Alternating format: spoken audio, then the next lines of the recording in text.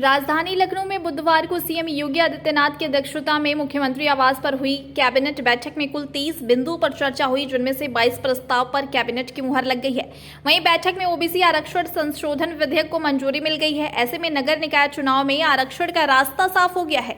Cabinet बैठक खत्म होने के बाद नगर विकास मंत्री ए.के. शर्मा ने प्रेस कॉन्फ्रेंस कर बताया कि ओबीसी आरक्षण आयोग की रिपोर्ट पर सुप्रीम कोर्ट को आयोग ने समय से अपनी रिपोर्ट दे दी। आयोग की रिपोर्ट के मद्देनजर कुछ कानूनी संशोधन किए जाएंगे। उन्होंने आगे कहा कि अध्यादेश लाकर नगरपालिका और नगर निगम अधिनियम में संशोधन होंगे।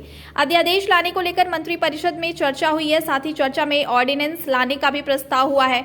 उन्होंने कहा कि जल्द ही नगरपालिका और नगर निगम अधिनियम संशोधन अध्यादेश आएगा और निकाय चुनाव की अधिसूचना जारी की जाएगी। इसके अलावा बैठक में ऊर्जा और निकाय विभाग के दो प्रस्तावों को मंजूरी दी गई है, जिसमें ग्रीन कॉरिडोर योजना भी शामिल है। ग्रीन एनर्जी कॉरिडोर की स्थापना में 4000 मेगावाट की परियोजना होगी। वहीं कुल परियोजना 4786 करोड़ की होगी। इसमें 20% लागत प्रदेश सरकार की होगी और 33% लागत केंद्र सरकार की ओर से लगाई जाएगी। इसके अलावा 47% साझेदारी कंपनी पैसा लगाएगी। इसके अलावा विद्युत लाइनों को 10,000 किलोमीटर तक बदला जाने को लेकर प्रस्ताव पास हुआ है। साथ ही ऑप्टिकल फाइबर लेने बिछाने का भी प्रस्ताव पर मुहर लगा है। इसमें डेटा सेंटर पर रियल टाइम डाटा आएगा। साथ ही विद्युत उपयोग की रियल टाइम जानकारी भी मिलेगी। इस योजना में 70% लोन, 10% केंद्र और 20% यूपी सरकार की लागत होगी। इसके अलावा शहरी क्षेत्र में स्टेट अर्बन डिजिटल मिशन की स्थापना को भी मंजूरी मिली है, जिसमें शहरी क्षेत्र में ई गवर्नेंस की सुविधा बेहतर होगी। हमारे नगर निकायों के चुनाव को लेकर के था।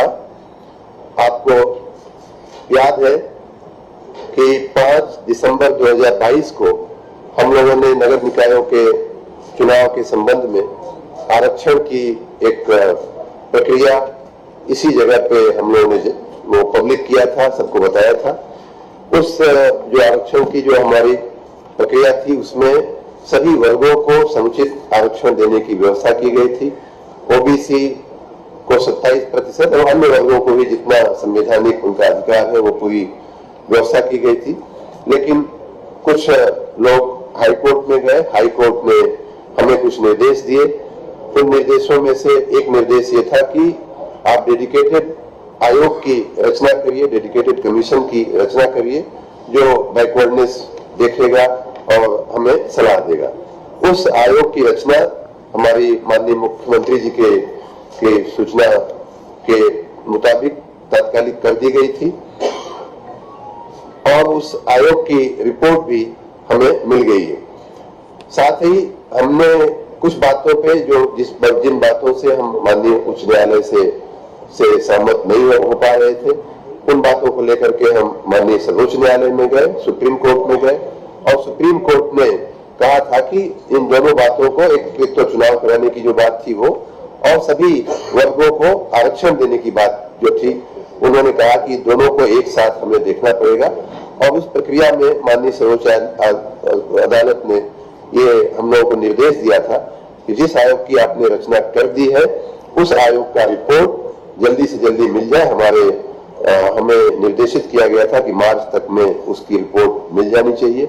मैं आयोग के माननीय अध्यक्ष जी का और सदस्यगण का एक बार फिर मैं धन्यवाद देना चाहूंगा कि बहुत ही समय से, बल्कि समय से पहले उन्होंने 9 मार्च को उन्होंने अपनी रिपोर्ट दे दी थी और उस रिपोर्ट को माननीय मंत्रिपरिषद के समक्ष भी रखा गया था, जिसे माननीय मंत्रिपरिषद ने स्वीकार किया था।